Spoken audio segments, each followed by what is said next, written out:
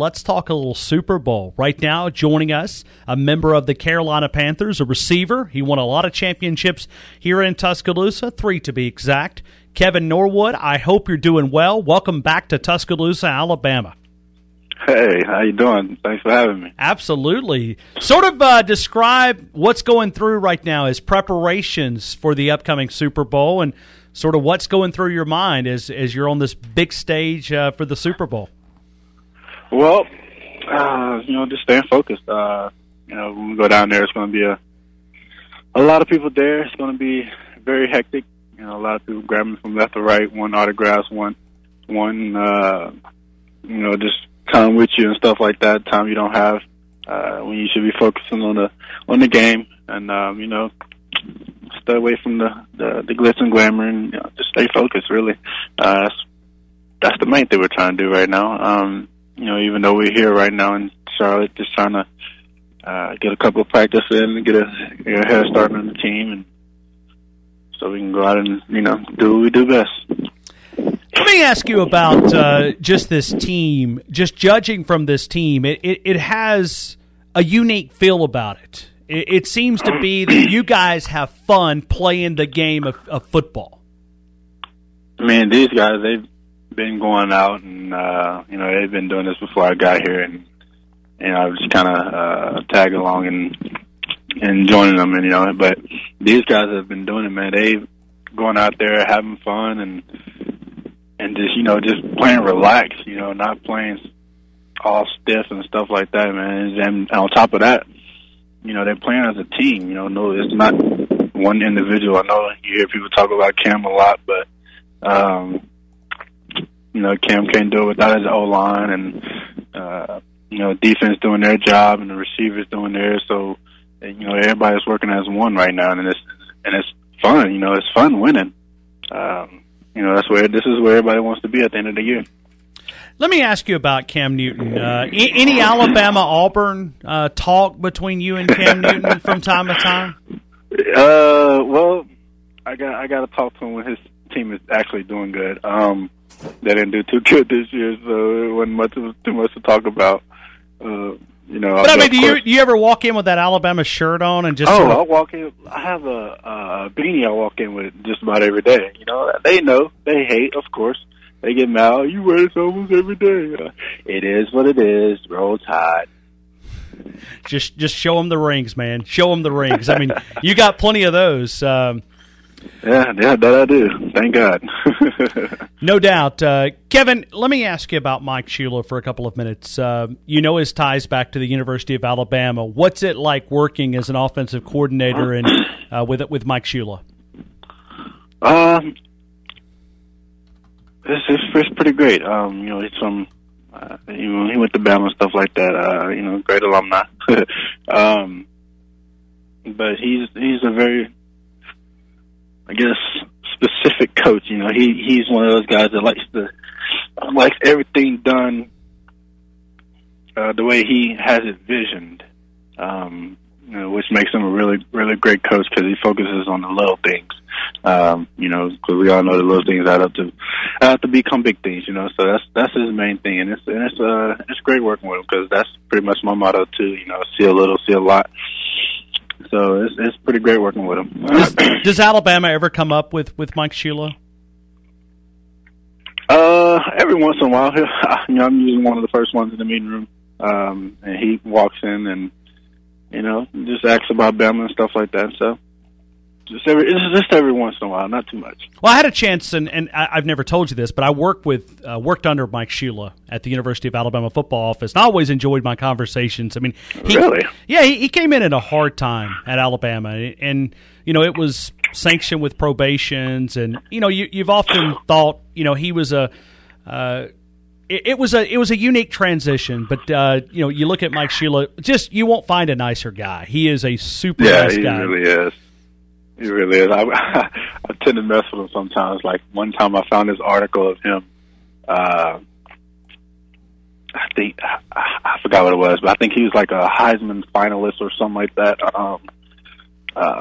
Something like that. I don't know, but I was messing with him. We've seen a couple of videos of him and stuff like that. We just mess with him, have a little fun here and there with him. But don't ever let him kid you, man. He was a great quarterback at the University of Alabama. Little southpaw guy that could get the job done. So he was a great quarterback here at the University of Alabama. But we're talking to Kevin Norwood right now. Remember the Carolina Panthers and talking some football with him. Kevin, I want to go back to just your thoughts about Alabama winning the championship and sort of the team and this season. I'm sure it was great for you to watch. Oh, it was amazing. Those guys, man. Those guys put on the show. That national championship was one of the best championships I ever watched. And not being a part of course. But those guys were hungry, man. They didn't quit. They didn't give up, man. They kept it. No matter what happened in the game, they kept going. And, of course, they came away with the victory. And but just all season, they played with a chip on their shoulder. They wanted to prove something, and they went out and they proved it. I mean, of course, last year coming up short, playoffs and whatever. And I know their main thing this year was to finish, and that they did. Kevin, it was great to watch. Where were you watching the game at? I'm just curious. First, I was watching it at one of my friend's house up here, and then they was too quiet for me, so I had to come home and then I had to watch it on my screen. All right, so take me through your time watching the game. Okay, when you see the onside kick from Nick Saban, what is the first thing that goes through your mind? First of all, I didn't even know that I was going to come. I mean, I'm sure nobody did, but usually you can pick up. I can usually pick up what's going to happen or what we need because I've been there 5 freaking years, so I can kind of pick up what we need and what's going to happen. But I don't know. I didn't see it at first because I don't know what I was doing. But then I turned around and they were showing a replay. I was like, "Holy crap! What just happened?" And I mean, that was pretty much the turning point right there. That was, man, gutsy, but at the same time, that's pretty much Clemson's fault. They, slid the line over and didn't have nobody outside the L2 or R2 and the R1. That was, but great call, great coaching point. Is that one of the reasons why Nick Saban's the best coach in college football? I mean, little things like that separates him, because to take the courage to make that call is amazing. It was really gutsy of him. He's, he rarely does stuff like that, and that was a good one. I mean, I think we needed that too, because they was going back and forth, scoring and stuff like that, and one of those teams just needed that turnover that was going to, bring all the momentum towards them, and that pretty much did. But hats off to Clemson, because they played a heck of a game. That number 4 didn't give up at all. He kept his team in it, and man, it was a great one. We're talking to Kevin Norwood right now, which is the Carolina Panthers wide receiver. Will be participating in Super Bowl 50. Kevin, I want to get your question. I want to talk about the pressure that's the University of Alabama, the pressure cooker of winning a national championship. You were part of 3 national titles here in Tuscaloosa. Now he's got 4 out of the last 7. The expectations every year, like right now, we're counting down to Southern California, 220 days away, okay? We're 80 days away from A-Day. We're going through National Signing Day, which is next Wednesday, okay? But my question is this. Does the pressure of being an Alabama football player, did it ever get to you that the goal every single year is to win a national title and nothing else? And if you don't accomplish that, no matter how many wins you had, it's just not ruled a success in Alabama sort of opinion, when you win championships, and you were part of the creation of that, 4 out of the last 7. Well, I don't think as players we look at it as pressure. We look at it as motivation, pretty much. I mean, we come in, we grind off season, fourth quarter, camp, 2 days. Man, we grind. Even summer workouts are pretty tough. Just waking up every morning. It's just built in us. they build it in us to want to win. You know, it's not something that's, you know, it's expected by the fans, of course, but they're on the outside looking in. They don't know what all we do to prepare and get ourselves ready for reaching this ultimate goal. And it takes a lot. Those guys, man, the amount of work that we put on our body is ridiculous. And I mean but that's what it takes, though. I mean, and Coach preaches that every freaking day. And, you know, don't worry about the end result. Just worry about where you're at now. Be where your feet are. Stuff like that. And I mean, and it pays off.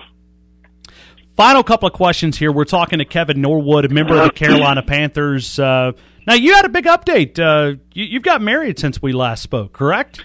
Oh, I'm about to get married, yeah. Oh, I'm sorry. Yeah, see, I'm trying to... Okay, so when is the big day? This is March 12th. Alabama gymnast. Yes, Alabama gymnast, Kayla Williams. Absolutely. She's a great one. She also won, too, while she was there. So, hey, we can have some... when we have our kids, they're gonna know how to win. I know that for sure. I mean, there's enough championships in that family to start a jewelry store. Might have to. All right, Kevin, I want to go back to recruiting. Okay, when you made the decision to play at the University of Alabama, what was it that sold you? Was it Nick Saban? Talk about how he recruited you in the decision to play at the University of Alabama. Man, that process was, whew, talk about stressful. I was leaning, well, not leaning. My deciding factors, or my deciding teams, were either Bama or Southern Miss, or Ole Miss. I think it was, Ole Miss. And man, those guys were recruiting me hard. And then Auburn came in at the last minute, and it was tough, man. I was sitting at home. Not sitting at home. I was in Alabama somewhere, and I was at a basketball game, and Auburn wanted to come visit, and so I'm in a hotel, so they come to the hotel, and whoa! You're in Tuscaloosa, and Auburn comes to the hotel here. Yes. The cat's out of the bag now. Hey. No, I wasn't in Tuscaloosa. No, I went in Tuscaloosa. I was in what is that? Selma. Okay. Selma. Okay. I thought the Auburn guys that came to Tuscaloosa. I was about to say, man, this is a good one here. No, they came to Selma. Excuse me before that goes out. All right, so yeah, let me backtrack. Okay, okay. Kevin says that the hotel is in Selma, not in Tuscaloosa. Yes, okay, so Selma. We've got that corrected. Okay.